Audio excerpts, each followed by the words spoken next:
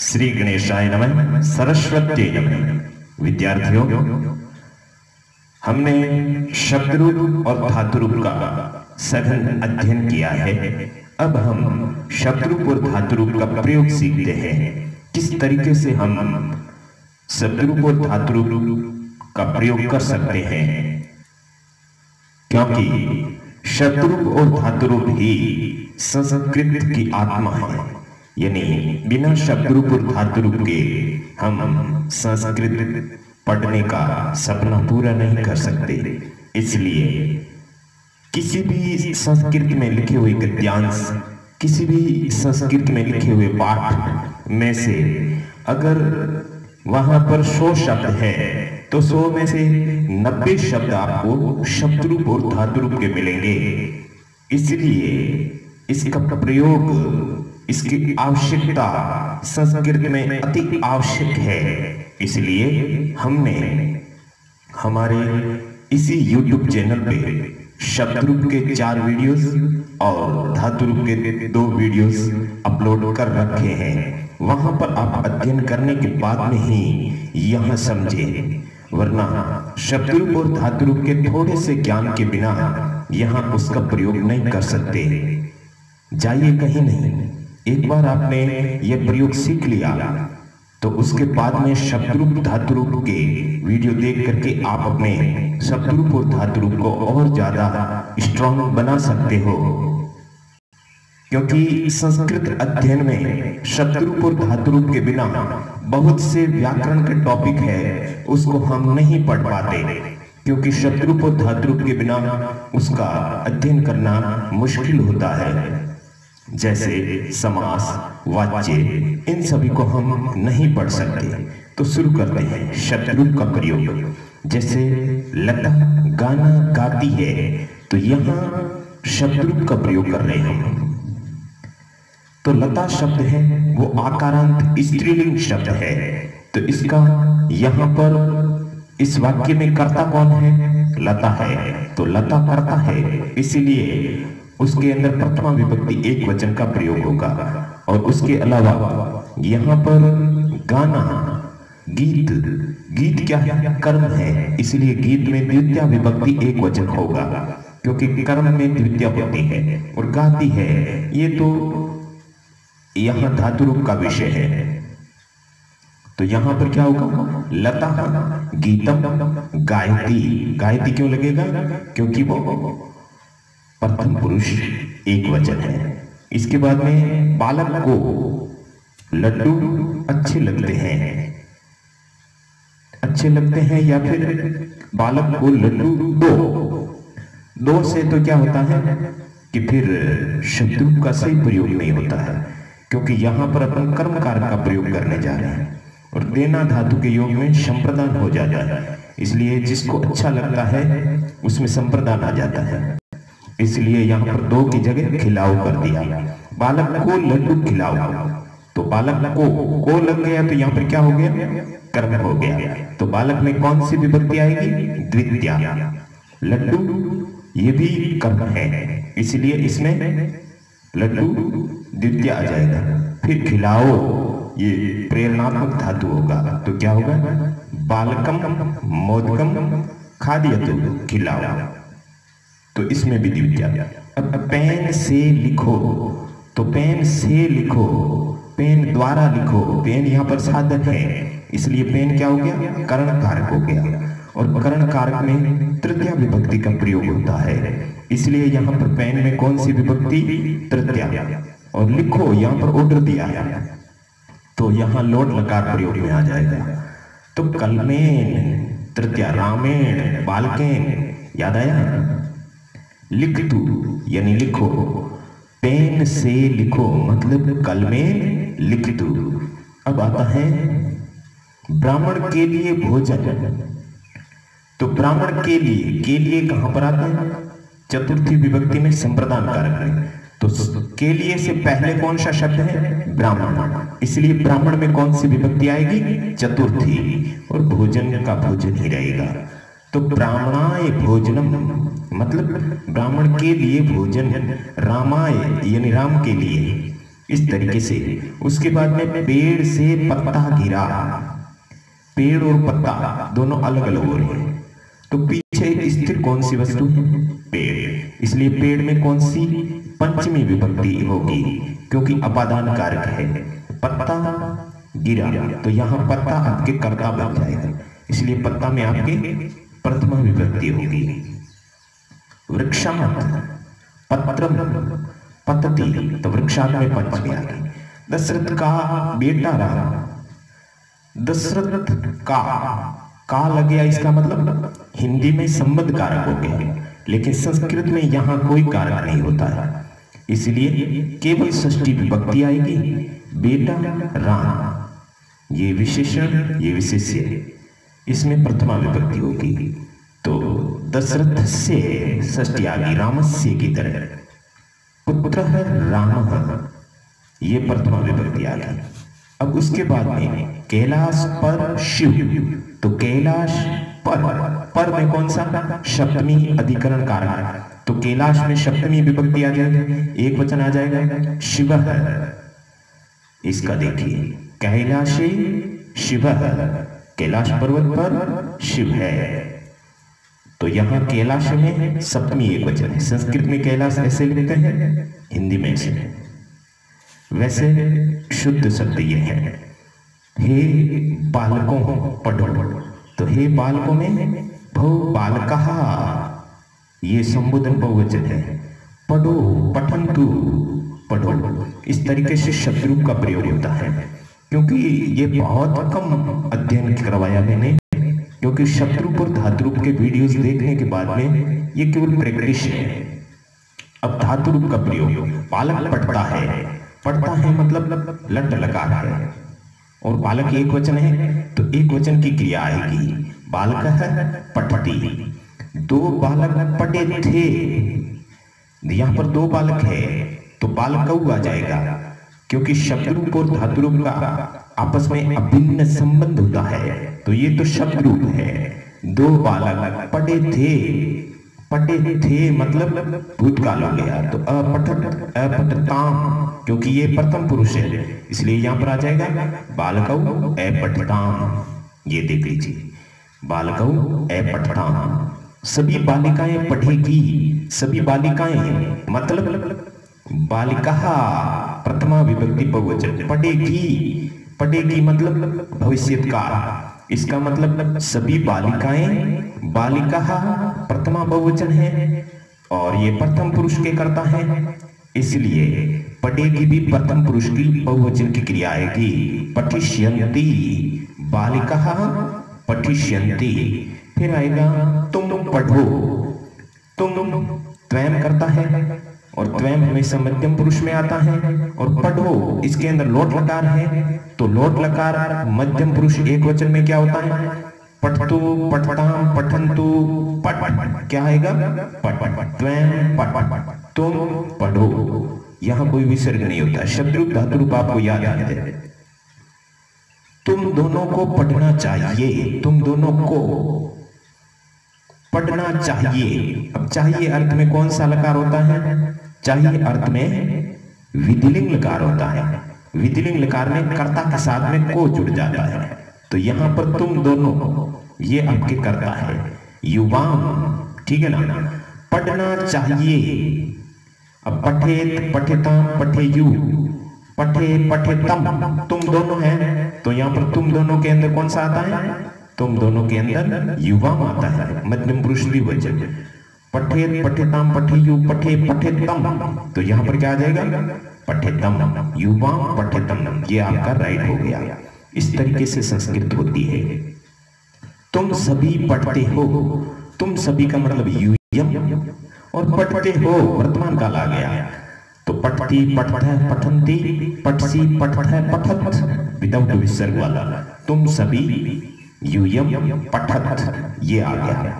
आया समझ में? फिर मैं पढ़ता था, मैं पढ़ा था, मैं क्या है? उत्तम पुरुष एक वचन का करता है, तो अहम पढ़ा था मतलब भूतकाल है, तो भूतकाल में लट लकार का रूप, सॉरी भूतकाल में पट धातु का रूप पठती पठत अपठत अपठताम अपठन अपठ अपठतम अपठत अपठम। तीसरी लाइन का पहला उत्तम पुरुष का पहला क्या होगा? अपठत। तो अहम के साथ हमेशा क्या जुड़ेगा? अपठम। अहम अपठम यानी मैं पढ़ा था। अहम के साथ में मैं हलंत आया, यहाँ पे अनुस्वार क्यों नहीं आया? क्योंकि बाद वाले शब्द का स्टार्टिंग क्या है? स्वर है, इसकी वजह से यहाँ मैं हलंत आया। बाद वाले शब्द का स्टार्टिंग अगर व्यंजन होता है तो यहाँ पर अनुस्वार आता है। मैं पढ़ा था, हम दोनों पढ़ेंगे। हम दोनों पढ़ेंगे मतलब आवाम, हम दोनों के साथ में हमेशा क्या होता है? आवाम, आवाम। और पढ़ेंगे ये उत्तम पुरुष द्विवचन का आवाम, उत्तम पुरुष द्विवचन। तीसरी लाइन का दूसरा शब्द पढ़ेंगे। पढ़ेंगे मतलब भविष्य काल। तो भविष्य काल का पट धातु का रूप क्या चलता है? पठिष्यति, पठिष्यत, पठिष्यन्ति, पठिष्यसि, पठिष्यत, पठिष्यत, पठिष्यामि, पठिष्यावः। तो आवाम के साथ हमेशा पठिष्यावः लगता है। तो आवाम पठिष्यावः, ये आपका आवाम पठिष्यावः। हम सभी पढ़ें, ऑर्डर दिया खुद को, लोट लगा रहा है। हम सभी वयम, और पढ़ें मतलब लोट लगा रहा है। हम सभी वयम, ये उत्तम पुरुष बहुवचन का करता है वयम। हम सभी पढ़ें मतलब ये हिंदी वाक्य है। पठतु, पठताम, पठन्तु, पठतम, पठत, पठानी, पठाव, पठाम, बिना विषय वाला है ना, पठाम। तो वयम पठाम, ये आपका हो गया लोट लगा रहा। अब अपन ने ये 9 शब्दों में पूरे के पूरे 9 शब्द क्लियर कर लिए। अब मैं आपको एक सारणी दिखाता हूं। ये सारणी आपकी ऐसी है कि इसके अंदर जितने भी कर्ता है वो सभी कर्ता क्रियाओं से कैसे जुड़ते हैं। यहां पर मैंने खाली छोड़ दिया क्योंकि ये प्रथम पुरुष है। इधर प्रथम पुरुष, मध्यम पुरुष, उत्तम पुरुष लिखा हुआ था ना, पढ़ते पढ़ते पठंती के प्रथम पुरुष, मध्यम पुरुष, उत्तम पुरुष, एक वचन, द्विवचन, बहुवचन। तो यहाँ पर भी प्रथम पुरुष, मध्यम पुरुष, उत्तम पुरुष, एक वचन, द्विवचन, बहुवचन। तो ये तो है आपका शब्द रूप और ये है धातु रूप। शब्द रूप को धातु रूप से मिलाते हैं तो वाक्य बन जाता है। यहाँ पर तो अनाप शनाप कर्ता होते हैं। राम है, सीता, गीता, लता और पठती, है ना। राम है पढ़ती, सीता पढ़ती। राम पढ़ता है, सीता पढ़ती है। राम पढ़ता है, सीता पढ़ती है। हिंदी में क्रिया चेंज होती है लेकिन संस्कृत में क्रिया चेंज नहीं होती है। इंग्लिश की तरह, इंग्लिश में रीडिंग, रीडिंग, चाहे लड़की हो तो भी रीडिंग, लड़का हो तो भी रीडिंग। इसी तरह से संस्कृत में भी राम पठती, सीता पठती। रामौ पठतः, सीता पठतः। रामः पठन्ति, सीता पठन्ति। आया समझ में? ये तो प्रथम पुरुष है। अब यहाँ पर आप सर्वनाम कोई भी ला सकते। स पठती, वह पढ़ता है। तौ पठता है, वे दोनों पढ़ते हैं। ते पठन्ति, वे सभी पढ़ते हैं। आया समझ में? शा पठती यानी वह पढ़ती है।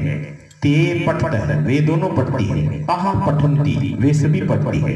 यानी प्रथम पुरुष के कर्ता कोई भी हो सकते हैं लेकिन मध्यम पुरुष के कर्ता फिक्स होते हैं। त्वं पठसि, तुम पढ़ते हो। युवाम पठतः, तुम दोनों पढ़ते हो। यूयम पठत, तुम सभी पढ़ते हो। याद रहे त्वं के साथ हमेशा सी लगता है। मतलब त्वं इस मध्यम पुरुष एक वचन की क्रिया का कर्ता कौन है? त्वं है। चाहे वो लट लकार की हो, चाहे लिट लकार की हो, चाहे लंग लकार भूतकाल की हो, लोट लकार की हो, चाहे विधिलिंग लकार की। पांचों लकारों में यहां जो शब्द आता है ना, उसका कर्ता, उसका शब्द क्या होगा? पहला त्वं। त्वं पठसि, तुम पढ़ते हो। त्वं पठिष्यसि, तुम पढ़ोगे। त्वं पठ, तुम पढ़ो। त्वं पठे, तुम्हें पढ़ना चाहिए। त्वं अपठ यानी तुम पढ़े थे। पांचों लकार बोले मैंने। इसी तरह से युवाम की भी 5 क्रियाएं होती है। युवाम के साथ थ विसर्ग लगता है। युयम के साथ बिना विसर्ग वाला थ होता है। आ गया समझ में? ये तो तुम से संबंधित मध्यम पुरुष होता है। अब मैं से संबंधित उत्तम पुरुष होता है। अहम यानी मैं, पठम यानी पढ़ता हूं। अहम के साथ हमेशा मी लगता है। अब क्रिया चेंज कर दो आप। पट धातु है, उसकी जगह आप वद धातु अहम पठामी मैं पढ़ता हूँ, अहम वदामी मैं बोलता हूँ, अहम गच्छामी मैं जाता हूँ, अहम धावामी मैं दौड़ता हूँ। आगे समझ में। आवाम के साथ हमेशा पठावह, आवाम यानी हम दोनों, पठावह है यानी पढ़ते हैं, तो आवाम के साथ हमेशा वह विसर्ग लगता है। उसके बाद में वयम, वयम यानी हम सभी पठम यानी पढ़ते हैं। ऐसे नहीं कि वयम पठंती, क्योंकि वयम बहुवचन है तो पठंती भी बहुवचन है, ऐसा नहीं होता। वयम के साथ हमेशा उत्तम पुरुष बहुवचन लगता है। तो इस नोट्स में आपने ये सीखा कि कर्ता को सही ढंग से क्रिया से जोड़ना है, वरना गलत हो जाता है। और मुख्य रूप से आपको मध्यम पुरुष के तीनों कर्ता और उत्तम पुरुष के तीनों कर्ता और उसकी जगह, ये एक वचन है, ये एक वचन है, ये द्विवचन है, ये द्विवचन है, ये बहुवचन है, ये बहुवचन है, ये द्वयम युवाम युयम है, ये अहम आवाम वयम है। ये चीज आपको पक्की याद करनी है। फिर इधर की जो पांचों लकारों की धातुएं हैं उसको भी आप पक्का याद करके और उसके बाद उसको जोड़े। अब आप इसको देखिए, पठती, पठतः, पठन्ति, ठीक है ना। बालक पठती, बालक उठतः, बालका पठन्ति, बालिका पठतु, बालिका पठताम, बालिकाः पठन्तु, सः पठिष्यति, तौ पठिष्यते, ते पठिष्यति, भवान् अपठत्, भवन्तु अपठताम, भवन्तः अपठन्, शिष्यः पठेत्, शिष्यौ पठिताम, शिष्यः पठेयुः। ये सब प्रथम पुरुष के करता है। और ये लट लकार के पहली लाइन प्रथम पुरुष, ये लोट लकार की पहली लाइन पठतु पठताम पठन्तु, ये लिट लकार की पठिष्यति पठिष्यतः पठिष्यन्ति प्रथम पुरुष, और ये लंग लकार भूतकाल का अपठत अपठताम अपठन पहली लाइन, और ये विधिलिंग लकार की पहली लाइन पठेत पठेताम पठेयुः। यानी प्रथम पुरुष के कर्ता अनाप शनाप होते हैं। लट लकार में तो बालक को लिया, लोट लकार में बालिका, और दृढ़ लकार में सह तौते, और लंग लकार भूतकाल में भवान भवन्तु भवन्तः, और विधिलिंग लकार में शिष्य शिष्यो शिष्या। लेकिन प्रथम पुरुष चाहे किसी भी लकार का हो, उसके कर्ता चेंज होते रहते हैं। अब ये मध्यम पुरुष के देखो, पट सी पठतः पठन्ति, दूसरी लाइन है आपके लट लकार की, पट पठतम पठत, पठतु पठताम पठन्तु, पट पठतम पठत, पठानी पठाओ पठाम, पूरा पूरा ऐसे लिखा हुआ है, इसके कर्ता को जोड़ा हुआ। त्वं पठ, तुम पठो। तो यहाँ पर मध्यम पुरुष एक वचन की क्रियाएं 5 है, पांचों के अंदर त्वं है। त्वं पठसि, त्वं पठ, त्वं पठिष्यसि, त्वं अपठ, त्वं पठे। आया समझ में। तुम पढ़ो, तुम पढ़ते हो, तुम पढ़ो, तुम्हें पढ़ना चाहिए, तुमने पढ़ा, तुम पढ़ने चाहिए। यहाँ पर है तुम पढ़े थे, तुम्हें पढ़ना चाहिए। अब युवाम के साथ मध्यम पुरुष द्विवचन की क्रिया, युवाम पठत, युवम पठतम, युवाम पठिष्यतः, युवाम अपठतम, युवाम पठेतम। बीच बीच में से सेंटर वाली सभी क्रियाएं यहाँ से लाए। तुम दोनों पढ़े थे, तुम दोनों पढ़ते हो, तुम दोनों पढ़ो, तुम दोनों पढ़ोगे, तुम दोनों पढ़े थे, तुम दोनों पढ़ने चाहिए। अब युयम मध्यम पुरुष बहुवचन, धातु रूप की बीच वाली लाइन के लास्ट वाले शब्द सारे यहां से आएंगे युयम के। ये आएगा, ये युयम के लिए। युयम पठत, तुम पढ़ते हो, तुम सभी पढ़ते हो। युयम पठत, तुम सभी पढ़ो। युयम पठिष्यत, तुम सभी पढ़ोगे। युयम अपठत, तुम सभी पढ़े थे। युयम पठे, तुम सभी को पढ़ना चाहिए। अब इसके बाद में अहम पठामी, अहम के साथ हमेशा पठामी। ये अहम के हैं, इधर कॉर्नर वाले अहम अहम अहम अहम और अहम के लिए 5 जगह जो भी है ना, चाहे लट लकार, लोट लकार, लिट लकार, लंग लकार, विकलिंग लकार। अहम पठामी मैं पढ़ता हूँ, अहम पठानी मैं पढ़ूं, अहम पठिष्यामि मैं पढ़ूंगा, अहम अपठम मैं पढ़ा था, अहम पठेयम मुझे पढ़ना चाहिए। ये क्रिया केवल अहम की है, इसके साथ कोई त्वं वगैरह जोड़ दिया तो गलत हो जाएगा। आवाम के साथ दूसरे नंबर वाले ये सारी क्रियाएं, इसके कर्ता कौन होते हैं? आवाम। आवाम पठावे, हम दोनों पढ़ते हैं। आवाम पठाओ, हम दोनों पढ़े। आवाम पठिष्यावे, हम दोनों को पढ़ना चाहिए। आवाम अपठाओ, हम दोनों पढ़े थे। आवाम पठे, हम दोनों को पढ़ना चाहिए। यहाँ पर है ये पढ़ेंगे। वयम पठामः, हम सभी पढ़ते हैं। वयम के लिए सबसे लास्ट वाला ये वयम, ठीक है, ये यूयम के लिए, ये वयम के लिए। वयम पठामः, हम सभी पढ़ते हैं। वयम पठाम, हम सभी पढ़े। वयम पठिष्यामः, हम सभी पढ़ेंगे। वयम अपठाम, हम सभी पढ़े थे। वयम पठेम, हम सभी को पढ़ना चाहिए। अब अपन शब्दरूप धातुरूप प्रयोग को थोड़ा आगे बढ़ाते हैं। शब्दरूप का धातुरूप से संबंध, वैसे अपन ने संबंध के बारे में पीछे पढ़ लिया है, लेकिन उसको और ज्यादा प्रैक्टिकल में समझते हैं, क्योंकि शब्द रूप में कारक होते हैं और प्रथमा विभक्ति में कर्ता कारक होता है, और कर्ता की विशेषता जो क्रिया को करने में सर्वाधिक स्वतंत्र हो उसे कर्ता कहते हैं। अब क्रिया को करने में सर्वाधिक स्वतंत्र कर्ता होता है, इसलिए कर्ता का क्रिया से निम्न प्रकार से संबंध होता है। कर्ता का क्रिया से यानी शब्द रूप का धातु रूप से क्या संबंध होता है? हमेशा किसी भी सेंटेंस में पहला शब्द कर्ता होता है और लास्ट वाला शब्द क्रिया होता है। तो जो वचन कर्ता में होता है, जो वचन कर्ता अर्थात शब्द रूप में होता है, वचन एक वचन, द्विवचन, बहुवचन, जो कर्ता में शब्द रूप में जो वचन होता है ना, वही क्रिया में धातु रूप में होता है। जैसे बालक है पठती, तो बालक है एक वचन, पठती एक वचन, आ रहा समझ में? फिर बालकः पठन्ति, बाल का एक वचन, बाल का बहुवचन, तो पठन्ति भी बहुवचन। आगे आपको समझ में जो वचन, अब देखो, जो पुरुष कर्ता यानी शब्द रूप में होता है, वही पुरुष क्रिया अर्थात धातु रूप में होता है।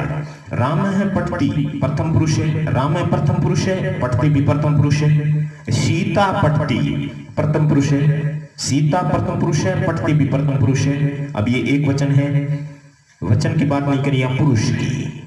जो वचन जो पुरुष कर्ता में होता है, वही वचन वही पुरुष क्रिया में होता है। स अपठत, उसने पढ़ा, स प्रथम पुरुष है, अपठत भी प्रथम पुरुष है, ये भूतकाल का है, नो प्रॉब्लम। अब त्वं पठसी, ये मध्यम पुरुष है, त्वं मध्यम पुरुष का करता है, सेकंड पर्सन, तो पठसी भी सेकंड पर्सन की, मध्यम पुरुष की। उसके बाद में युवाम अपठतम, तुम सभी पढ़े थे, तो यहाँ पर मध्यम पुरुष है, ये युवाम मध्यम पुरुष है, तो ये भी मध्यम पुरुष है, वचन चाहे द्विवचन हो। यूयम धावत, मध्यम पुरुष, यूयम के अंदर मध्यम पुरुष है, तो धावत में भी मध्यम पुरुष है। तुम सभी दौड़े, दौड़ो, ये लोट लकार का, ये भूतकाल का है, क्योंकि काल चेंज हो जाए नो प्रॉब्लम, उसकी प्रैक्टिस कर रहे हैं। अब उत्तम पुरुष, अहम इच्छामी, इच्छामी के अंदर उत्तम पुरुष है और अहम भी उत्तम पुरुष का करता है। इच्छामी तो आपको पता है, इच्छति इच्छते इच्छन्ति, इच्छसी इच्छते इच्छत, इच्छामी उत्तम पुरुष एक वचन है, लेकिन उसका कर्ता को भी याद करना, बिना कर्ता की क्रिया क्या करेगी? आवाम स्व है, हम दोनों हैं उत्तम पुरुष। आवाम उत्तम पुरुष द्विवचन का है, तो स्व है, अस्ति इष्ट संति, असि इष्ट इष्ट अस्मि, स्व है, फिर श्म है, ऐसे आता है, ये अस्ति का है। वयम वदाम है, वयम वदाम, वयम यानी हम सभी, वदाम यानी बोले, उत्तम पुरुष, वयम भी उत्तम पुरुष है, वदाम भी उत्तम पुरुष है। अब बात समझ में आ गई। अब हिंदी में क्या परिभाषा होती है पता? जो वचन जो पुरुष जो लिंग कर्ता में होता है, वही क्रिया में होता है, लेकिन संस्कृत में जो वचन और जो पुरुष कर्ता में होता है, वही क्रिया में होता है। लिंग का क्रिया पर कोई प्रभाव नहीं पड़ता है संस्कृत में, क्योंकि राम पढ़ता है, सीता पढ़ती है। हिंदी में तो प्रभाव पड़ता है, राम के लिए पढ़ता बोला, सीता के लिए पढ़ती बोला, लेकिन संस्कृत में क्या होगा? संस्कृत में रामः पठती और सीता पठती। आया समझ में? इस तरीके से पुरुष ज्ञान हिंदी के अनुसार करते। वह बोलता है, तो वह क्या है? प्रथम पुरुष, जिसके बारे में बातचीत की जाती है वह क्या होता है? प्रथम पुरुष होता है। वह को सह बोलते हैं और प्रथम पुरुष की क्रिया लिखी वदती। फिर तुम बोलते हो, तो तुम हमेशा मध्यम पुरुष का है, त्वं तो क्रिया भी मध्यम पुरुष की आ जाएगी, वदसी। मैं उत्तम पुरुष का है, तो बोलता हूं, इसको भी उत्तम पुरुष में लिखना पड़ेगा। अहम वदामी, आप बोलते हो, तो आप क्या है? जिससे बातचीत की जाती है वो मध्यम पुरुष होता है, लेकिन यहाँ आप भगवान शब्द है, वो हमेशा प्रथम पुरुष में रखा गया है, ये आपको याद रखना पड़ेगा। भगवान वदती, आप बोलते हो। आया? फिर दो बालिकाएं लिखती है, दो बालिकाएं मतलब द्विवचन है, बालिके, फिर लिखतः, ये आपके मध्यम पुरुष प्रथम पुरुष द्विवचन है, क्योंकि दो बालिकाएं कोई और है, न तो मैं है न तुम है, मैं 3 प्रकार के, तुम 3 प्रकार के, ये उत्तम पुरुष और मध्यम पुरुष है। उसके अलावा जो भी है वो सब प्रथम पुरुष है। दो बालिकाएं, बालिके, लिखता है, लिखती है, तुम दोनों लिखते हो, तो तुम दोनों के लिए युवाम आ जाएगा। और ये आपके कौन से पुरुष हो गए? तुम से संबंधित मध्यम पुरुष होता है। लिखता, लिखसी, लिखता, क्योंकि दो है तो विसर्ग वाला। हम दोनों, आवाम, आवाम उत्तम पुरुष है, हम में सब उत्तम पुरुष है। लिखते हो, लिखा वह, आप दोनों लिखती हो, लिखती हो मतलब यहां क्रिया से पता चलता है कि आप दोनों कौन हैं? आप दोनों लड़कियां हैं, इसलिए भवत्यौ, भवती, भवत्यौ, भवत्य है, भवत्यौ यानी आप दोनों, लिखता यानी लिखती हो। अब हम आपको ये भी थोड़ा बता देते हैं कि पुरुष क्या है, क्योंकि हम शब्द रूप और धातु रूप का प्रयोग पढ़ रहे हैं। इसमें ये चीज आपके क्लियर होनी चाहिए थी। वैसे संस्कृत व्याकरण धातु रूप पार्ट फर्स्ट के अंदर जो वीडियो बना है उसके अंदर ये विस्तार से समझाया हुआ है, लेकिन फिर भी यहाँ जो टॉपिक चल रहा है, हिंदी में 3 पुरुष होते हैं, अन्य पुरुष, मध्य पुरुष, उत्तम पुरुष। अन्य पुरुष उसे कहते हैं जो बोलने वाले और सुनने वाले के अलावा अन्य होते हैं, वो अन्य पुरुष होते हैं। मध्यम पुरुष सुनने वाला होता है, उत्तम पुरुष बोलने वाला होता है। संस्कृत में प्रथम पुरुष जिसके बारे में बातचीत की जाती है वो अन्य पुरुष प्रथम पुरुष हैमी होता है। मध्य पुरुष सुनने वाला होता है, इधर भी सुनने वाला होता है। उत्तम पुरुष बोलने वाला, यहाँ पर भी बोलने वाला। इस तरीके से हिंदी और संस्कृत में सेम हो गए, परंतु संस्कृत में ये जो फर्स्ट पर्सन, हिंदी में संस्कृत में जो प्रथम पुरुष होता है वो इंग्लिश में फर्स्ट पर्सन नहीं होता है, इंग्लिश में वो थर्ड पर्सन होता है, थर्ड पार्टी। जिसके बारे में बातचीत की जाती है वो थर्ड पर्सन होता है इंग्लिश में। हिंदी में और संस्कृत में अन्य पुरुष और प्रथम पुरुष होता है जिसके बारे में बातचीत की जाती है। और जो सुनने वाला होता है, तुम दोनों, तुम सभी, उसको हिंदी और संस्कृत में मध्यम पुरुष कहते हैं और इंग्लिश में सेकंड पर्सन कहते हैं, जो सुनने वाला सेकंड होता है। अब हिंदी और संस्कृत में उत्तम पुरुष बोलने वाला होता है, लेकिन इंग्लिश में बोलने वाला फर्स्ट पर्सन होता है। तो इंग्लिश में क्या होता है? बोलने वाला फर्स्ट, सुनने वाला सेकंड, जिसके बारे में बोला जाता है वो third. First, second, third person, person का मतलब पुरुष। लेकिन संस्कृत में और हिंदी में इंग्लिश का उल्टा है, बोलने वाला उत्तम, सुनने वाला मध्यम और जिसके बारे में बोला जाता है वो प्रथम। अब इसके अलावा जो जानकारी है ये आप उस वीडियो में देखेंगे। अब शब्द रूप और धातु रूप प्रयोग में अगला स्टेप, इसमें शब्द रूप में कर्ता के अतिरिक्त कारक होते हैं, उनका हम अध्ययन करने जा रहे हैं। कर्ता का तो हमने अध्ययन कर लिया क्रिया के साथ जोड़कर, क्योंकि कर्ता का क्रिया से अभिन्न संबंध होता है, क्योंकि कर्ता में जो वचन होता है वही क्रिया में, कर्ता में जो पुरुष होता है वही क्रिया में। परंतु चावलों को, बालकों को बांट दो, तो यहाँ पर चावलों को ये भी आपके कर्म कारक है और बालकों को ये भी कर्म कारक है, बांट दो, ये आपकी लोट लकार ऑर्डर देने की।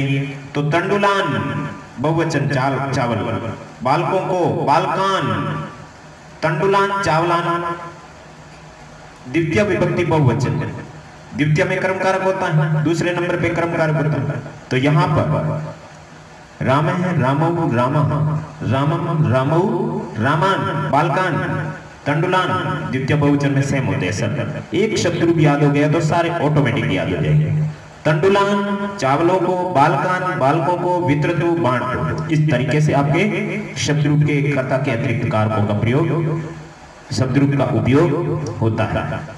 सभी पाठों को पढ़ो, सभी पाठों को पढ़ो, तो सभी और पाठों को, ये जो सभी सर्वनाम शब्द है, सर्वनाम शब्द में पाठ क्या है? पाठ पुल्लिंग है, इसीलिए ये सर्वनाम शब्द है, उसका भी पुल्लिंग में, तीनों लिंगों में अलग अलग होता है। तो पुल्लिंग में द्वितीय बहुवचन को लाना पड़ेगा क्योंकि ये द्वितीय बहुवचन है। इसके कारण इसलिए ये सार्वनामिक विशेषण है और ये आपका विशेष्य है। तो पाठान यानी पाठों को पढ़ो, पढ़तु, पठतु यानी पढ़ो, पढ़ो इसके लिए हमेशा मध्यम पुरुष एक वचन की क्रियाएं आती है, ये बहुवचन भी आ सकती है, नो प्रॉब्लम। तो सर्वान पाठान सभी पाठों को पठतु यानी पढ़ो, तो सर्वान के अंदर भी द्वितीय बहुवचन आएगा और पाठान के अंदर तो आ ही रहा है। तो हिंदी में इसका अगर पर्सनल अर्थ करें तो सर्वान की जगह आ जाएगा सभी को। सीधा अर्थ क्या होता है सर्वान का? सभी को। पाठान यानी पाठों को और पठतु यानी पढ़ो। लेकिन ऐसा नहीं, हिंदी में क्या बोलते हैं? को एक जगह ही बोलते हैं, सभी पाठों को। लेकिन संस्कृत में दोनों जगह को है, अकॉर्डिंग टू विभक्ति। सभी को पाठों को पढ़ो, इस तरीके से। अब है सभी लताओं को देखो, सभी लताओं को। लता आकारांत स्त्रीलिंग शब्द है, तो स्त्रीलिंग शब्द तो द्वितीय बहुवचन में क्या होगा? लता लते लताः, लताम लते लताः। द्वितीय बहुवचन में लता है, लता लताओं को।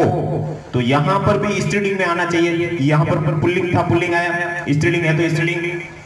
द्वितीय बहुवचन में इसमें क्या होता है?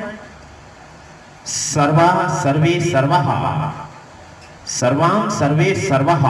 तो द्वितीय बहुवचन में इधर सर्वः आएगा। सर्वः लताः पश्यतु, सभी लताओं को देखो, सभी को लताओं को देखो। लेकिन को केवल यहां लगता है।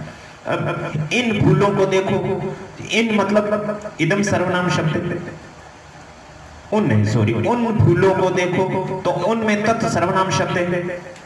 तत् सर्वनाम शब्द का रूप चलता है तो फूल के अनुसार चलेगा। फूल क्या है? नपुंसकलिंग है। पुष्प, पुष्पम पुष्पे पुष्पाणि, पुष्पम पुष्पे पुष्पाणि द्वितीय बहुवचन है। पुष्पाणि ये द्वितीय बहुवचन। फूलों को तो उन फूलों को, तो उनके लिए भी उन सर्वनाम शब्द है, उसका तत् का रूप चलेगा। तत् ते तानि, तत् ते तानि, तो द्वितीय बहुवचन होगा। तानि फलानि पुष्पाणि पश्यतु, उन पुष्पों को देखो। हाथों से काम करो।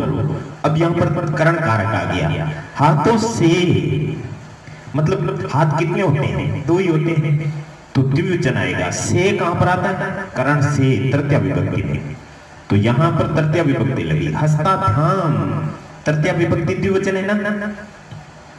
हस्ते हस्ताभ्याम, हस्तई, तो तृतीय विभक्ति द्विवचन है। तो हाथों से कार्यम, कार्य कुरु करो, कुरु लोट लगा रहा है। कार्यम यहां पर काम, ये कर्म कारक है, बीच में हमेशा ये कर्म आते हैं और यहाँ पर ये करण है। यहाँ पर तो दोनों ही कर्म थे, लेकिन यहाँ पर ये करण है और ये कर्म है, ठीक है ना। अब पुस्तकों से ज्ञान प्राप्त करो, तो पुस्तकें कितनी है? बहुत सारी है, तो से तृतीय बहुवचन आएगा। पुस्तकई तृतीय बहुवचन। पुस्तक नपुंसकलिंग है, लेकिन तृतीय से सप्तमी तक नपुंसकलिंग में पुल्लिंग जैसा ही रूप चलता है। तो रामई फलई पुस्तकई, पुस्तकों से। ज्ञानम यानी ज्ञान प्राप्त करो, यानी प्राप्तवन्तु, प्राप्तवन्तु बहुवचन है यहाँ पर। पेन से लिखता है, पेन से मतलब तृतीय विभक्ति, कल में लिखता है। साइकिल द्वारा जाता है, तो साइकिल है द्विचक्री का। द्विचक्री का आकारांत स्त्रीलिंग शब्द लता की तरह है, तो द्विचक्री कया लतया तृतीय में करण कारक। द्विचक्री कया गच्छति, साइकिल से जाता है। अगर आपको शब्दरूप धातुरूप याद है तो यहाँ आपको बहुत ही आनंद आ रहा है। अगर याद नहीं है तो याद करके फिर से इस वीडियो को देखिए। संस्कृत में आपके पीछे कुछ भी नहीं रहेगा, सारी चीज क्लियर हो जाएगी। वृत्त के लिए मंदिर जाती है, तो यहाँ पर आपके चतुर्थी विभक्ति आ गई। वृत्त के लिए मतलब संप्रदान के लिए, तो वृत्ता है वृत्त के लिए। इस पूरे शब्द के लिए एक ही शब्द है, वृत्ता है। वृत्त के लिए मंदिरम, मंदिर गच्छति जाती है। ये गम धातु गति अर्थ वाले के योग में हमेशा कर्म कारक होता है, इसलिए मंदिर में कर्म कारक है। ये कारक का नियम है। अगर ये शब्द रूप धातु रूप की चीज क्लियर नहीं होगी तो आप कारक कैसे पढ़ेंगे, अब वाच्य कैसे पढ़ेंगे। इसलिए आपको शब्द रूप क्लियर होना चाहिए, फिर इसका प्रयोग सीख लें। भोजन के लिए, भोजन के लिए, भोजनाय भिक्षाम द्वितीय एक वचन, याचते मांगता है, भोजन के लिए भिक्षा मांगता है। यहाँ पर कर्म कारक है, यहाँ आपके संप्रदान कारक है चतुर्थी विभक्ति, और यहाँ पर द्वितीय एक वचन। पुस्तकों के लिए, पुस्तकों कौन मतलब बहुवचन के लिए, पुस्तकें है चतुर्थी विभक्ति बहुवचन, के लिए में चतुर्थी आती है। ये आपको पर्सनल याद होना चाहिए। के लिए कहाँ चतुर्थी, से कहाँ, कौन सा से द्वारा वाला तृतीया में, और कौन सा से अलग होने वाला पंचमी में, काके की षष्ठी में, को कहाँ आता है द्वितीया में पेपर कहाँ आता है सप्तमी में। ये आपको पर्सनल याद होना चाहिए, ऑटोमेटिक एकदम हाथों हाथ। ऐसे नहीं है कि कर्ताने कर्म गोकर्ण से ऐसे याद करते हो तो आप आगे नहीं बढ़ पाते हैं। आपको उसको तो पक्का रखना है दिमाग में। पुस्तकों के लिए तो पुस्तकें पे झगड़ा कलहम करते हैं, कुर्वंती करते हैं, कुर्वंती प्रथम पुरुष बहुवचन, कलहम ये कर्म है, ये आपके संप्रदान।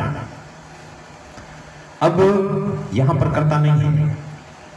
अंधा आंखों के लिए रोता है, तो अंधा है उसको अंध है कह दिया, ये कर्ता हो गया। आंखों के लिए यहां पर चतुर्थी आ गई, के लिए मतलब आंखों के लिए। आंखें कितनी होती हैं, दो होती हैं, तो नेत्राभ्याम आंखों के लिए, ये चतुर्थी विभक्ति द्विवचन है, नेत्राभ्याम। अंधा आंखों के लिए रोता है। गांव से शहर जाता है, गांव से मतलब ग्रामात, गांव से पंचमी विभक्ति अलग हो रहा है, पंचमी अपादान से अलग। शहर जाता है, नगरम गच्छति, नगर में जाता है। गम के योग में कर्म कारक, यहाँ पर कर्म। घड़े से जल गिरता है, तो जल और घड़ा अलग हो रहा है, इसलिए यहाँ पंचमी आएगी। पंचमी कहाँ पर आती है देखो, कारक में हम आपको अच्छी तरह से समझा रहे हैं, इसलिए कारक का वीडियो आप देखेंगे तो आपको एक चीज क्लियर हो जाएगा। आपको चाहिए कि व्याकरण के सारे टॉपिक हमारे चैनल पर देखें, हमने बहुत ही गहराई से समझाया है, इसलिए वीडियो हालांकि लंबे हैं लेकिन हमने कोई चीज पीछे नहीं छोड़ी है और न ही कहीं पर बिना वजह की बात की है। इसलिए आप लोग हमारे सारे वीडियो देख करके और व्याकरण को पूरा क्लियर कर सकते हैं।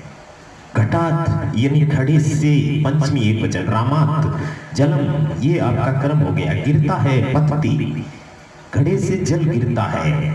घटात जलम पतती, लता से पुष्प गिरता है, तो लता आकारांत स्त्रीलिंग शब्द है। यहाँ पर तो आपके ये घटात आ गया, लेकिन यहाँ क्या आएगा स्त्रीलिंग शब्द में, लता। यहाँ ये लता शब्द रमा शब्द की तरह है, यानी लता लता की तरह ही है। लता यहाँ ये पंचमी भी है षष्ठी भी है, लेकिन यहाँ पर पंचमी है। लता से पुष्पम पतती, पुष्प गिरता है।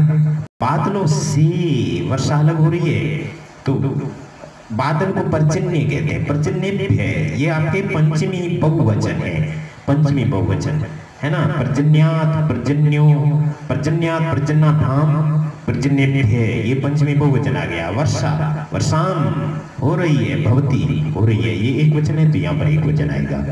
राम का भाई, रामस्य काके की, राम का भाई। अब यहाँ पर संबंध कारक है, मतलब राम का भाई से संबंध है, इसलिए राम के अंदर का से पहले वाले, का के की, इससे पहले वाले शब्द में षष्ठी विभक्ति लगती है और बाद वाला हमेशा कर्ता होता है, तो यहाँ पर इसमें प्रथमा विभक्ति है। राम के फल, अब राम का संबंध किससे है, भाई से है, लेकिन वो तो ब्लड रिलेशन है। यहाँ पर राम का संबंध फल से है, राम के फल, तो यहाँ पर राम के, तो राम में बहुवचन नहीं आएगा क्योंकि राम में तो षष्ठी विभक्ति आएगी, रामस्य, राम के। अब ये करता है इसलिए इसमें बहुवचन आएगा। इसमें जो बहुवचन है तो यहाँ के लगेगा, इसमें स्त्रीलिंग है तो यहाँ की लगेगा, ठीक है। राम की माता, तो यहाँ की लगो चाहे का लगो चाहे के लगो चाहे की लगो, इसके अंदर तो रामस्य ही आएगा। रामस्य फलानी, राम के फल। सिंहासन पर बैठे, बैठा, तो यहाँ पर अधिकरण कारक शुरू हो गया। सिंहासन पर यानी सिंहासने रामे, आपको पता है सप्तमी एक वचन का रूप। सिंहासन पर आरूढ़वान यानी बैठा, यहाँ पर प्रत्यय का प्रयोग हुआ, कत्वत प्रत्यय, कत्वत प्रत्यय भूतकाल के लिए, आरूढ़वान यानी बैठे, बैठा। अब सभी नदियों में, तो सभी और नदियों में, सर्वाशु ये आकारांत स्त्रीलिंग शब्द सप्तमी एक वचन है। सर्वाशु नदीशु यानी नदियों में, सभी नदियों में, जलम यानी जल, अस्ति यानी है, अस्ति किसके लिए आया, जल के लिए। यहाँ बहुवचन है तो यहाँ संति नहीं आएगा। तिलों में तेल है, तिलों में, तिलेषु सप्तमी बहुवचन, तेल तेल विद्यतेनि है। इस प्रकार से अपन इसका विस्तार से और अच्छे तरीके से कर सकते हैं प्रयोग शब्दरूप और धातुरूप का। यह आपका शब्दरूप धातुरूप प्रयोग का अंतिम स्टेप है। ये शब्दरूप धातुरूप प्रयोग की कसौटी है। यहाँ पर हम आपको कुछ वाक्य दे रहे हैं, इनका आप संस्कृत में अनुवाद करने का प्रयत्न करेंगे। चलिए शुरू करते हैं। राम विद्यालय जाता है। तुम कभी भी विद्यालय नहीं गए। मैं हमेशा विद्यालय जाता था, अभी भी जाता हूँ। सभी बालिकाएं पढ़ती हैं और घर का काम भी करती हैं। संस्कृत भाषा के बहुत से कवि हुए, उन कवियों में कालिदास श्रेष्ठ है। कुछ बालक खाने के लिए जीते हैं, कुछ बालिकाएं जीने के लिए खाती हैं। तुम दोनों विद्यालय से घर आकर क्या करते हो? हम सभी विद्यालय से आकर बगीचे में जाते हैं। भगवान कल भी थे, आज भी है और कल भी रहेंगे। हम आपको निःशुल्क पढ़ा रहे हैं। मतलब यहाँ पर कोई बात पे ध्यान नहीं देना है, यहाँ पर व्याकरण पे ध्यान देना है। हालांकि इस बात पे आप ध्यान दे सकते हो, हम आपको निःशुल्क पढ़ा रहे हैं और आप आज तक चैनल की सदस्यता नहीं ले सके, इसलिए आप कृतज्ञ नहीं हो, कृतज्ञ हो। अब सदस्यता लेने के लिए धन्यवाद, अग्री। ठीक है ना। अब अपने व्याकरण पे ध्यान देते हैं। राम विद्यालय जाता है, राम विद्यालय जाता है, तो इसका क्या होगा? रामः विद्यालयं गच्छति, रामः विद्यालयं गच्छति। ये देखिए, रामः विद्यालयं, राम प्रथम एकवचन, विद्यालयं ये कर्म हो गया, जाता है, गच्छति, गच्छति किसके अनुसार है? राम के अनुसार। तो राम विद्यालय जाता है। तुम कभी भी विद्यालय नहीं गए। तुम का क्या होगा? त्वं। कभी का मतलब कदापि। अपि भी को क्या कहते हैं? अपि। विद्यालयम ये कर्म कारक है, द्वितीय विभक्ति आएगा। विद्यालय न नहीं, और गए ये भूतकाल है, तो गम धातु का भूतकाल क्या होगा? अगच्छत नहीं, क्योंकि कर्ता क्या है? त्वं है, इसलिए अगच्छ आएगा। क्या आएगा? अगच्छ आएगा। त्वं कदापि विद्यालय न अगच्छ, तुम कभी भी विद्यालय नहीं गए। हमेशा विद्यालय, मैं हमेशा विद्यालय जाता हूँ, तो मैं यहाँ पर उत्तम पुरुष का है। मैं अहम हमेशा सर्वदा विद्यालय और जाता था, न कि हूँ, मतलब भूतकाल। तो भूतकाल का क्या होगा? अगच्छत, अगच्छताम, अगच्छन, अगच्छ, अगच्छतम, अगच्छत, अगच्छम, अगच्छम एक वचनीय, उत्तम पुरुष एक वचन। अहम सर्वदा विद्यालयम अगच्छम, अगच्छम क्या आएगा? अगच्छम आएगा। अहम सर्वदा विद्यालयम अगच्छम, मैं हमेशा विद्यालय जाता था। अब आपके अगला क्या है? अगला आपके अभी भी जाता था। तो अभी भी मतलब आज भी। अधुना अपि, अधुना अपि ये दोनों अव्यय है। जाता हूँ मतलब वर्तमान काल। तो अधुना अपि गच्छामि, अभी भी जाता हूँ। आ रहा समझ में? अकॉर्डिंग टू शब्दरूप धातुरूप हम इन वाक्यों को संस्कृत में कन्वर्ट कर सकते हैं। इसलिए यहाँ देखिए, सभी बालिकाएं पढ़ती है, तो सभी मतलब स्त्रीलिंग में लिखना पड़ेगा, क्योंकि बालिकाएं स्त्रीलिंग है। तो बालिकाएं मतलब बालिकाः, बालिका, बालिके, बालिकाः, बालिकाः बहुवचन है। अब इसको सभी को स्त्रीलिंग में याद होना चाहिए। सर्वा, सर्वे, सर्वाः, सर्वाः बालिकाः पढ़ती हैं, पढ़ती नहीं, पठन्ति बहुवचन है। सारी चीजें ध्यान रखनी। तो सर्वाः बालिकाः पठन्ति, हुआ क्लियर? अब अपन चलते हैं यहाँ पर। और घर का कार्य भी करती है, और यानी च, अपि च, और भी घर का, गृहस्य, घर का षष्ठी एकवचन, कार्य, कार्यम भी, अपि करती हैं। यहाँ वाला इधर आए थे। करती है मतलब कुर्वन्ति, बहुवचन है, बहुत सारी बालिकाएं कुर्वन्ति। यहाँ क्या होगा, अपीच और भी गृहस्य घर का, कार्याणि कार्य, घर के कार्य, घर के कार्य, इधर ऐसे लिख देते हैं, घर के कार्य बहुवचन लिख दिया जाए, घर के कार्य अपि भी कुर्वन्ति करती है। आगे समझ में। फिर संस्कृत भाषा के बहुत से कवि हुए हैं, संस्कृत भाषा के बहुत से कवि हुए हैं। तो यहाँ पर बहुत को बहवह कहते हैं, बहु का रूप चलता है तो बहवह, कवि का कवि है, बहवह कवि हुए, अभवन, अभवन, क्योंकि ये भी बहुवचन, बहवह कवि अभवन संस्कृत भाषाया। यहाँ देखो, संस्कृत भाषाया बहवः कवि अभवन, बहुत से कवि हुए। अब यहाँ आ जाते हैं, उन कवियों में कालिदास श्रेष्ठ है, उन कवियों में, तो उनके अंदर भी आपके क्या आएगा, उनके अंदर भी आपके सप्तमी बहुवचन आएगा। तो फिर कैसा बनेगा, उन कविषु, कवियों में सप्तमी बहुवचन कविषु, तो यहाँ पर क्या होगा, तेषु कविषु कालिदास श्रेष्ठ है। इष्टन पढ़ते हैं तो यहाँ अस्थि लगाने की जरूरत नहीं है।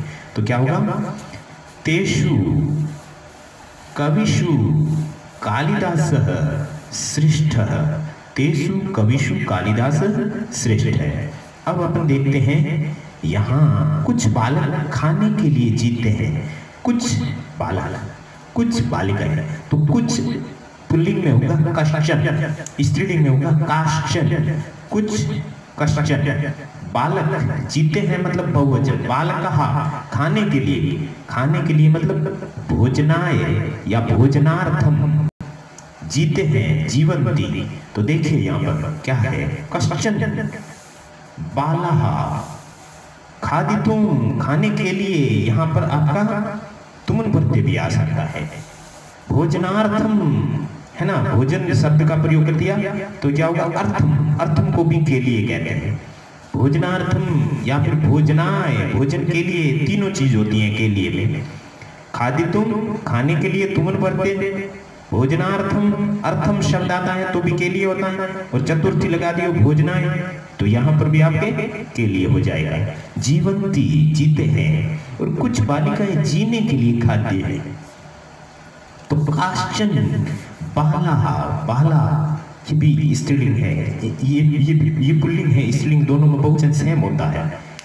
अब बाला जीने के लिए, तो जीवितुम खादंती यानी खाती है। अब यहाँ पर आ जाएंगे,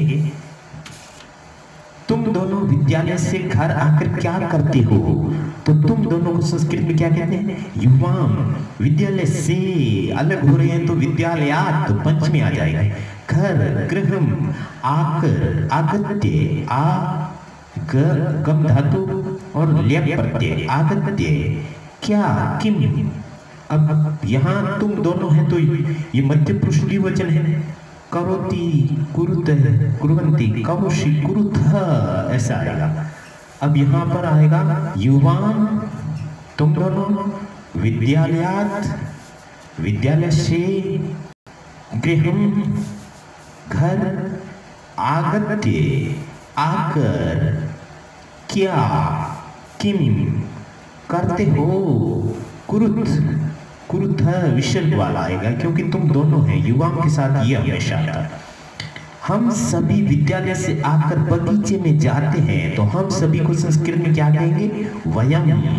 विद्यालय से, विद्यालयात, आकर, आगत्य, बगीचे में, मतलब उद्याने, सप्तमी एक वचन है, उद्याने जाते हैं बहुवचन, और जो भी उत्तम पुरुष का, गच्छा में नहीं कि गच्छन्ति, यहाँ आप गलती कर देते हो, हम सभी गच्छन्ति ऐसे नहीं होता। देखो, हम सभी, वयम विद्यालय से, विद्यालयात, आकर, समागत्य, सम उपसर्ग आ उपसर्ग लगाओ, नो प्रॉब्लम, बगीचे में उद्याने जाते हैं गच्छन्ति, ये गलत हो गया। यहाँ पर अपन को क्या लिखना चाहिए? गच्छामि। ये आपका राइट होगा, क्योंकि गलत करके राइट करते हैं तो आपके जहन में उतरते हैं। इसलिए मैंने यहाँ पर भी पहले बोला था हम सभी गच्छन्ति नहीं होता। अब यहाँ देखिए भगवान कल भी थे, तो भगवान ये ऐसे ही लिखेंगे प्रथमा एक वचन है, कल भी थे। कल मतलब बीता हुआ कल, और आज भी है, आज मतलब टुडे, और कल भी होंगे। तो यहाँ पर ये कल आपकी टुमारो है, और ये जो बीता हुआ है वो यस्टरडे है, ठीक है ना। तो यस्टरडे को संस्कृत में क्या कहेंगे? भगवान हइये। हइये मतलब ये हइये, इसको ऐसे भी लिख सकते हैं, ठीक है ना। हइये हइये आदह य हइये। कल भी अपि थे, आसीत, आसीत यानी थे, आज भी है, अद्य अपि अस्ति, अद्य यानी आज, अपि यानी भी, अस्ति यानी है, और कल भी रहेंगे। कल यानी श्वः, श्वः यानी आने वाला कल, टुमारो, भी अपि होंगे मतलब भविष्यति, भविष्यति, स्व अपि भविष्यति, ठीक है ना। स्व अपि च ऐसे कर दो, और कल भी। उसके बाद में हम आपको निःशुल्क पढ़ा रहे हैं, हम आपको निःशुल्क पढ़ा रहे हैं। हमको क्या कहेंगे? वयम। आपको, आपको भगवान शब्द है पुल्लिंग में होता है, और उसको द्वितीय बहुवचन है भवतः। निःशुल्क मतलब निःशुल्क पढ़ा रहे हैं, पाठ्यामः हम, वयम आपको, भवतः भगवान, भवन्तो भवन्तः, भवन्तम भवन्तो, भवतः भवतः द्वितीय बहुवचन। उसके बाद में निःशुल्क, निःशुल्काध्यापनम यानी निःशुल्काध्यापनम कार्यामः करवा रहे हैं। यहाँ पर मतलब प्रेरणार्थक धातु है। और आप मतलब भवन्तः च, भवन्तः यानी आप बहुवचन, भवन्तः च, और आप आज तक, अद्य पर्यंत, चैनल की यानी चैनल से क्या कहते होंगे संस्कृत में? चैनल से सदस्यता यानी सदस्यता न ले सके, न ग्रहीतुम शक्नुवन्ति।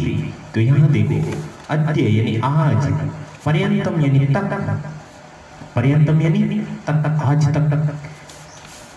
यूट्यूब चैनल से, अच्छा, चैनल से मतलब यूट्यूब चैनल से, सदस्यता यानी सदस्यताम, यहाँ पर भी आपके द्वितीय एक वचन लगेगा।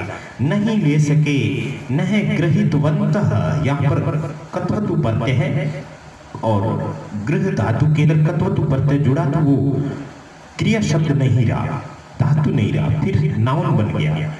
नाउन मतलब संज्ञा शब्द बन गया, इसलिए यहाँ पर क्या हो जाएगा? गृहीतवान, गृहीतवान का रूप चलता है, भगवान की तरह रूप चलता है। तो द्वितीय प्रथमा बहुवचन में गृहीतवन्तः यानी ग्रहण कर सके, और आप आज तक यूट्यूब चैनल की सदस्यता नहीं ग्रहण कर सके, इसलिए अतएव आप भवन्तः कृतज्ञ, कृतज्ञः, कृतज्ञ है, कृतज्ञो, कृतज्ञः। यहाँ संस्कृत लिखने की आदत यहाँ नहीं होगा। ना संति यानी हो, ना संति, भवन्तः के लिए हमेशा प्रथम पुरुष आता है, इसलिए आप कृतज्ञ नहीं हो। कृतज्ञ मतलब की, कृतज्ञ मतलब किए हुए उपकार को मानने वाले। अतएव इसलिए भवन्तः है आप सभी, कृतज्ञ किए हुए उपकार को मानने वाले, ना संति नहीं हो, कृतज्ञः सन्ति यानी कृतज्ञ हो, किए उपकार को नहीं मानने वाले हो, कृतज्ञः सन्ति किए उपकार को नहीं मानने वाले हो। वीडियो रोकना मत, अभी मैं बात कह रहा हूँ। अब आप नीचे जो सब्सक्राइब बटन लिखा है उसको आपने सब्सक्राइब कर लिया, और आप अपने इस किए हुए उपकार को मान करके सब जगह इस चैनल को वायरल कर दो। चलो पहले ये लाइन पूरी करते हैं। अब यानी इदानीम सदस्यताम यानी सदस्यता लेने के लिए ग्रहणार्थम धन्यवाद, यानी धन्यवाद, यानी अब आपने चैनल सब्सक्राइब कर लिया है तो धन्यवाद आपको। और आप सबको बताएं कैसा लगा आपको ये अनुवाद प्रकरण नहीं है, धातुरूप शब्दरूप का प्रयोग है। कैसे करते हैं शब्दरूप धातुरूप का प्रयोग? अगर शब्दरूप धातुरूप का सही प्रयोग आपने सीख लिया तो संस्कृत आपके लिए कुछ भी नहीं रहेगी, क्योंकि संस्कृत में शब्दरूप और धातुरूप ही है। और कुछ लोग जिनको खुद को शब्दरूप धातुरूप नहीं आते और बच्चों को पढ़ाने के लिए कक्षाओं में चले जाते हैं, बहुत ही हमें बुरा लगता है, क्योंकि बच्चों को शब्दरूप धातुरूप रटवाते हैं और कहते नहीं है कि शब्दरूप धातुरूप का क्या उपयोग है। हमने आपको विस्तार से इसका उपयोग बताया है। अब आप शब्दरूप और धातुरूप के एक एक शब्द को महत्व देंगे, और नहीं देंगे तो आपके लिए संस्कृत बस की बात नहीं है।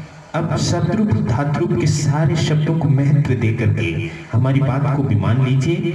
चैनल को सब्सक्राइब करके और बहुत सारे लाइक कर दीजिए।